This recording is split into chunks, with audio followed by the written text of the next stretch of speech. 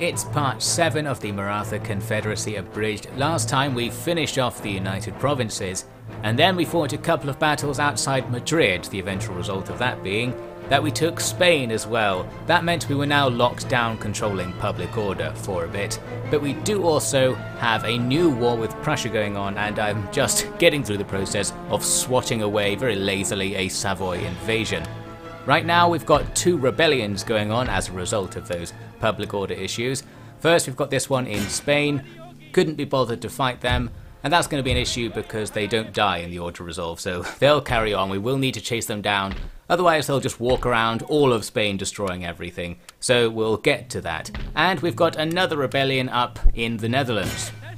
For this one we're sending in a massive wave, a 20 stack army of pure trash. We get a terrible auto-resolve where we barely actually killed any enemies, but we technically won the battle somehow, and their army got deleted. Not quite sure what happened there, but we seem to have got away without deploying any real troops. Good stuff. The troops that were in this area, I've moved them over to kind of look out at Prussia, because I was thinking of doing some raiding or something with this half stack and maybe somehow taking one of their territories in some way. For now I'm just going to plop these guys on a bridge. I have military access with Hanover, by the way, so I can walk through their territory, and we'll see what happens there.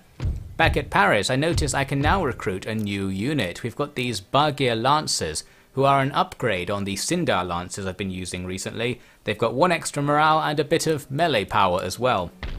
So it seems like getting loads of those instead of our current setup would be better, more expensive I expect as well.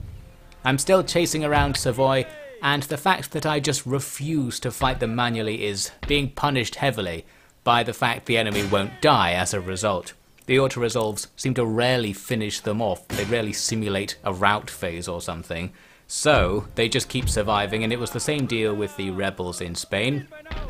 We eventually take them down, but that was a bit of wasted time, although it's quicker in real life time, and in many ways the real-time attack is how I play this thing, because I only have a certain amount of time to get footage. Anyway, as for my Spanish army, they don't need to be in Madrid anymore, so it's time to start thinking about their next goal, and I did note that Portugal have a massive fleet and a massive army sitting at that dock up there. Seems like they might be planning on doing a naval invasion. All I can do in response is try to defeat Portugal while they're away, so wouldn't be so bad if all of their troops left. As for the Prussia situation, I noticed they were about to invade me too. You can see these 2 armies are walking towards the little bit of shared border we have. I think they're going to try and get in. But I have a mix of units taken from Paris and some recruited more locally, and I've made this new army that was standing around nearby and thought, well, we might as well just go and attack the enemy's leading force before it links up with the bigger force behind it.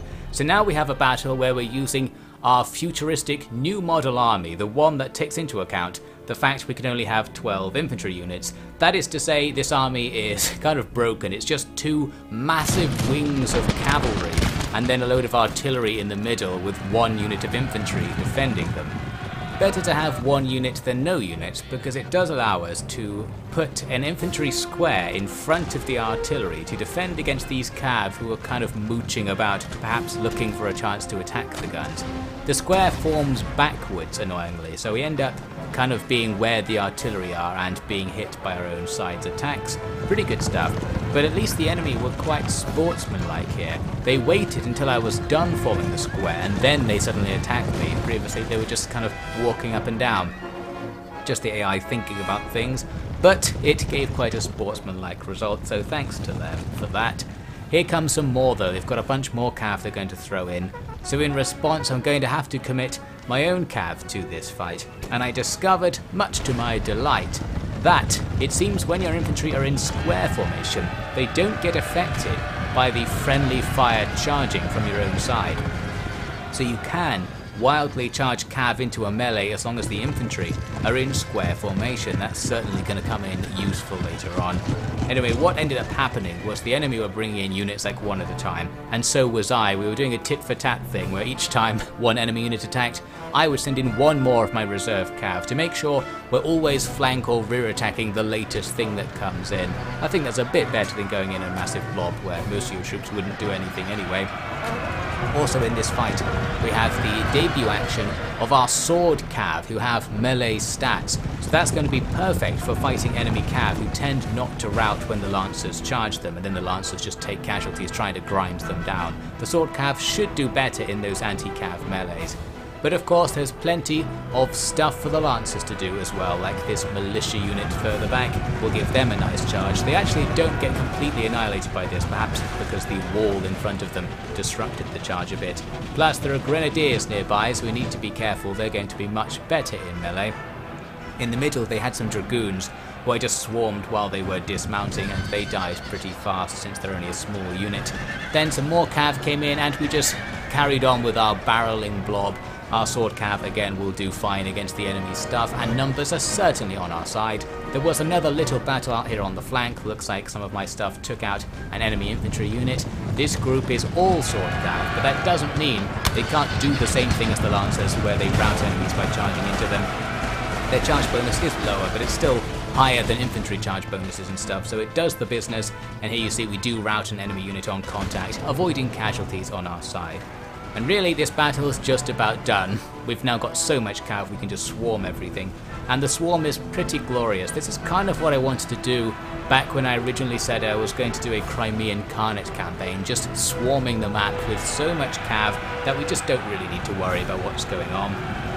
This, by the way, I think was the first battle where I was aware that you were supposed to chase things down in the rout phase, so I might have actually done it this time. Looks like some stuff's still alive, so maybe not. It was around this point in the campaign. Anyway, so looks like the Prussian invasion has been halted. Now we're slightly in their territory. I was wondering immediately, could I do something with my raiding force to follow up on this, but thought probably not.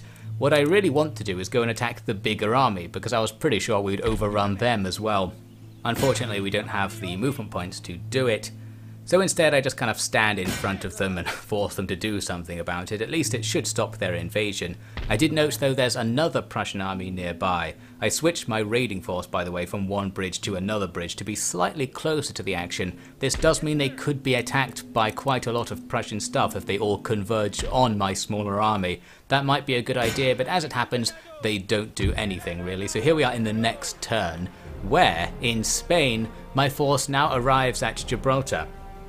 There are no fortifications, so we could just go for a field battle to try and defeat these guys, but I didn't. The only reason is I was more interested to scroll back over to see what was happening in Prussia, so I left this place under siege and then forgot about it, so that's the end of that for this turn anyway. Now let's look at the Prussia situation. You can see they've set up defensively really. They've heavily garrisoned Berlin, plus there are forts there, so attacking there would be quite difficult. But Dresden nearby has no forts and only a half stack of garrisoning troops. So I started thinking we can probably take Dresden right now. We need to play it carefully though, because Berlin is in reinforcement range of Dresden, so as it stands we're going to be fighting pretty much everything here, and the army that's standing in between the two cities as well. However, we can get around this by using our raiding force, which is finally going to come in useful, because they can go and besiege Berlin. And while Berlin probably could just sally out and defeat them, they can't do it this turn, so we can use the siege to cancel reinforcements. We end up then with this battle, facing only the army inside Dresden and the army that's standing nearby, which isn't too much for us to handle, especially because in a really cheeky move, our force besieging Berlin can come down to Dresden to participate in this battle, perhaps without the guys inside Berlin noticing and following, so somehow it's just our guys reinforcing from that area. The battle starts with us in a nice position here, because the hill in front of my guns is impassable, so we don't need much infantry to defend them, but we are attacking in this fight, so the enemy are mostly sitting around on their side. Their mortars are engaging my reinforcements, which are coming on from the flank. I'm not sure why, but the enemy's reinforcements didn't kind of come onto the field like they normally do. We can't see them anywhere. I think they might just already be here because their units are in the battle according to the stats. There's 2,000 and something enemies and there were only 1,000 and something in the garrison. They were just kind of here already. I rushed in some of the reinforcement cav to try and take out their mortars as quickly as possible. They were guarded by the grenadiers, but that didn't help them, because the grenadiers there actually routed the mortars while trying to shoot at my cav, so that worked out pretty well. The only annoying part is that we now end up in melee with the grenadiers, and the lack of a proper charge and the wall will make that not be very good. However, we can just disengage and then re-engage with a third unit thrown in as more reinforcements come onto the field, and now the grenadiers are in more trouble. Not sure why, but they didn't think to form square formation this time. Sometimes the AI is really good about forming square formation as it notices you're about to cav charge them. Sometimes it just doesn't do it, which is strange because you think with a program it would either always do it or never do it or something like that. Anyway, over on the right side of the battlefield, the enemy's dragoons came and stood in front of my cav, figured they were about to shoot us, so I just charged on out. Nearby they've got some more cav charging in who will be ramming right into the front of my charging cav, and these guys are the Death's Head Hussars or something like that. They've got a cool name and they're named after their cool hats. They've got a skull and crossbones, extra spooky. Hopefully our men can withstand the morale shock.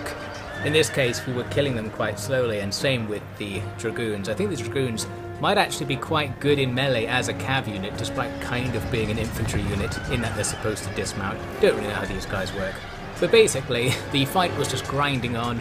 Luckily, we grabbed the victory after another spare unit flank attacks, sort of anyway, and that seems to cause a rout. And the Death's Head guys rout as well once they are surrounded, and that's that. We've routed the cav just in time to reform and then charge on to hit the infantry who were walking towards us. This unit does get a volley off before we hit them, but it doesn't rout us, and our charge routs them, so that's all we need to do. Pretty much instant death. Another unit faces the same fate over here, and there were some more infantry in between those two units, and they routed because all of our guns back up on that hill were targeting them, and we got a whole bunch of kills and just straight up routed them with the damage. Here's another example of lazy charging. I've got like 6 units of cav charging into the front of one grenadier unit, and while we have a lot of mass here, and we do go pretty much right through their unit, it's not enough to kill them. The grenadiers have some melee stats. They seem to survive, so they're in there somewhere still fighting, us can barely see them. And they survive for like 5 seconds longer than you'd expect as a result, so we could have done that a little bit better. Not that it matters at all, which is why I keep doing it basically. It just works too well and it saves clicks. Here's the result. We killed like 20 times more stuff than we lost. Cav charging all over the place continues to be super good, and now of course we take Dresden as a result. I think Prussia are in big trouble because now there's not much they can do about the fact we're besieging Berlin. Dresden's in reinforcement range of our besieging force, so if they sally out they'll just have to fight all of our stuff in a field battle, and we've got plenty of the cav, which would be really good for a field battle, so that's all fine. At the start of the next turn, we learn our alliance with Austria is over. Also notice that Austria is pretty much over in general. They're down to one region. It seems that Poland are conquering everything. They do control a lot of the territory to our east, so we certainly need to keep them in mind as the regional power. Anyway, Prussia didn't do very much with their turn, but they did have their army remnants off to the west raid some of the stuff in this territory, so that's inconvenient. I wanted to go after them, but I do need to be careful, because of course if I go after them with a lot of stuff to guarantee victory, then we'll end up potentially not being able to end our turn in reinforcement range of the Berlin siege. Then the big army inside could sally and possibly defeat the besieging force, since it is a lot smaller. Therefore, that's why I'm sending only a small group to pursue the army off to the west, while the rest of the stuff will stay near Dresden to see what happens after this, basically. So we end up with a balanced fight. We've got 4 cav and 1 guns, they've got 3 cav, 1 guns and 2 infantry. Just need a bit of micro to overcome them. I was expecting an artillery duel, but luckily enough the enemy artillery started off deployed close to us and then just gradually walked away. After like 4 volleys I finally got a hit on them, taking out one of the sets of guns, and they just continued walking away, so not sure what their plan is. It seemed their cav were charging towards my guns now, so I deployed my own cav and the enemy cav turned off to attack them instead, which is great. Now we need to use our cav a little bit sparingly though, because we've got a situation right here where I've deployed 2 units against 1. That sounds good, but now the enemy can deploy another unit into the back of my second unit. And that matters a bit more for me than it does for them, just because my guys have lower base morale. So being rear attacked has greater potential for routing. However, they're very polite in this case.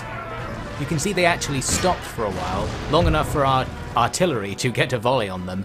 And by that time we had routed the first unit of cav, then we can all turn out, fight them from the front, and everything's good, and now a third unit of cav from me comes in to make the rear attack. Overall, that went better than it could have, thanks to the AI for being polite with the cav once again. Then it's time to make our main play. The enemy's infantry and their remaining cav, their general's bodyguard, were kited out a little bit to their right. Then I charged in with 3 of the cav units to take them down. Meanwhile, our 4th cav unit went after the guns, which had now set up and were starting to fire on our cav.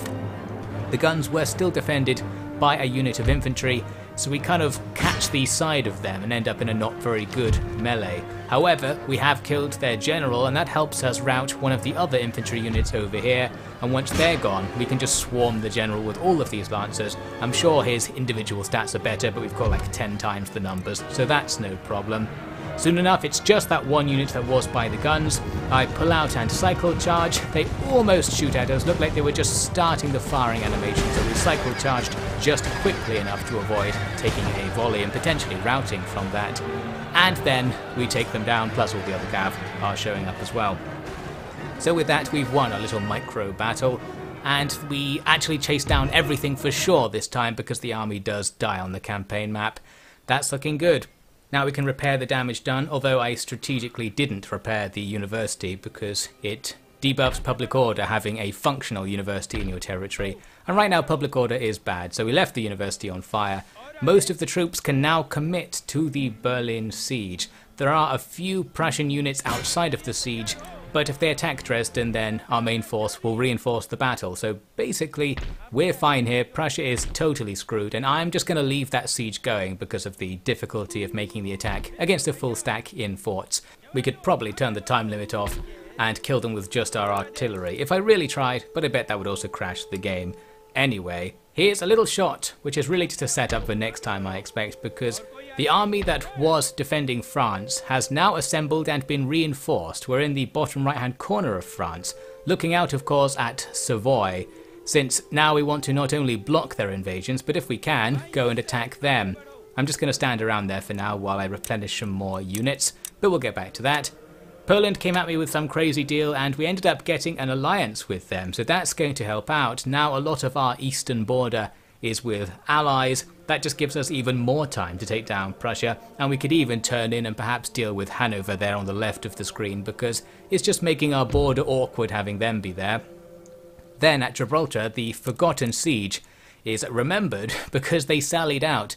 Not sure why they sallied. This isn't actually their final turn of siege. They have supplies to keep waiting, but they just decided to fight this time and they didn't last time for whatever reason. I actually remembered the map we got here from a United Provinces campaign I did like 5 years ago. It's a map where there's impassable terrain that's basically everywhere and much more than it looks. About half of the entire map is bisected by a line of impassable terrain. So I'm going off to sit in the corner with some units and sending other units to defend the other route towards our position, but the enemy aren't really using that, so that was a waste. You'll see that in this battle I've got 3 units of infantry that don't participate at all as a result of that poor call.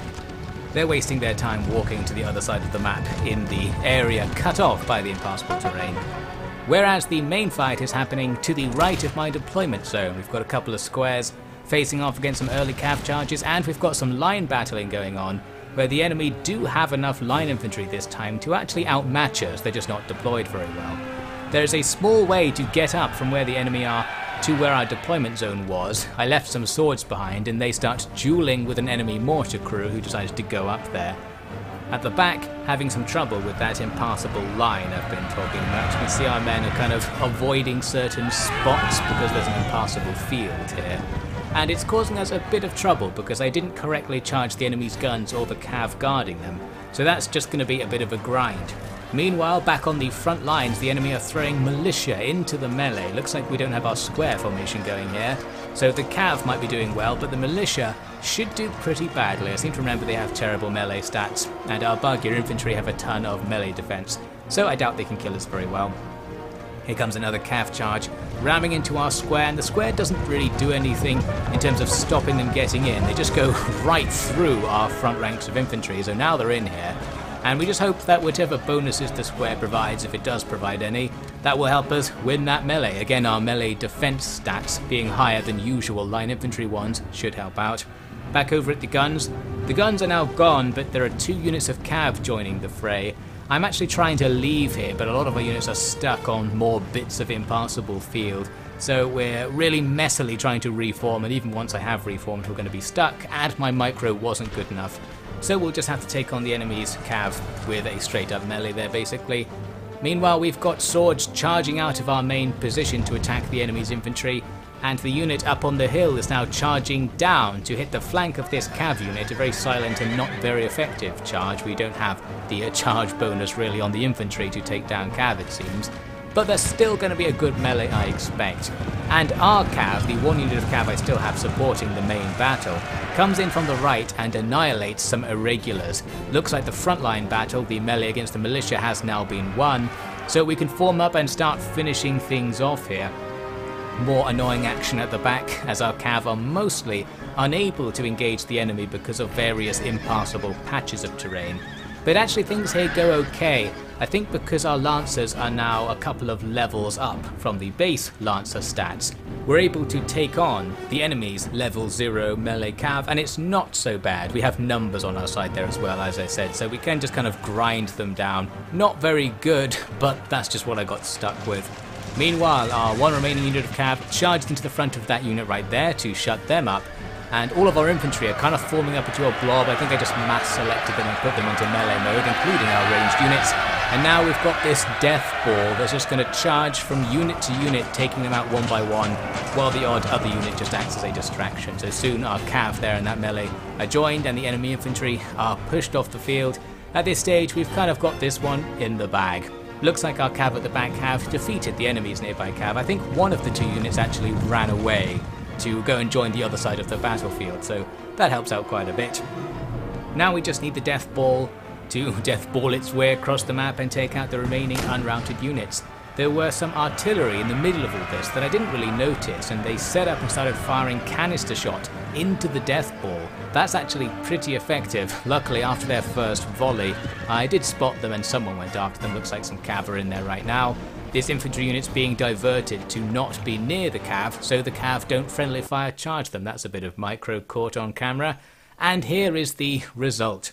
We lost about 500 men, they lost about 1,500 men, and the strategic outcome of all this is that I can auto-resolve Gibraltar, lose another 500 men, and there we go, the territory is taken. This territory is pretty worthless, it's a very bad region. It just has strategic value because it has the crossing to Africa and some ports there which you can use to harass the important trade route down to all of the stuff in the Mediterranean. Really, we just want to leave as soon as possible and go for Lisbon. You can see the Portuguese army is still set up to do a naval invasion, but they still haven't done it. They've been sitting there for several turns, so hopefully they'll keep sitting there and we can storm in with our army and take them down, which will be one of the things we want to do in the next part, as well as finishing off Prussia, which I doubt will be too difficult. I'll see you next time.